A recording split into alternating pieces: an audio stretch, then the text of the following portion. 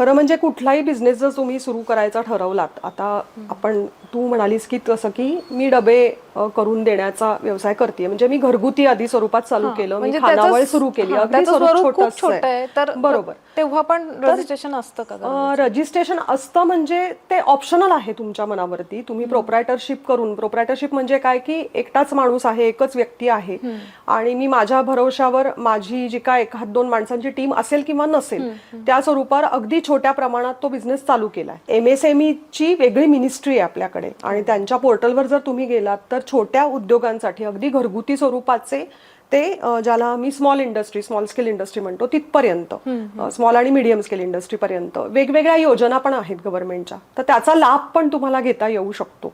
आणि मग तू जसं म्हणालीस की इन्कम टॅक्सची नोटीस येते, तर ती नोटीस केव्हा येते की जेव्हा तुमचा बिझनेस अशा एका टप्प्यावर पोहोचतो की आता ते उत्पन्न जे आधी तुम्ही छोट्या स्वरूपात आणि तुमच्या घरगुती ह्याच्यामध्ये मावत होतं ते आता मावेन असं झालंय, तुमचे कस्टमर तुमच्याविषयी चांगलं बोलतायत आणि मग कुठेतरी काहीतरी कमी पडलंय किंवा कुणीतरी तक्रारही करतो, हेही होऊ शकतं.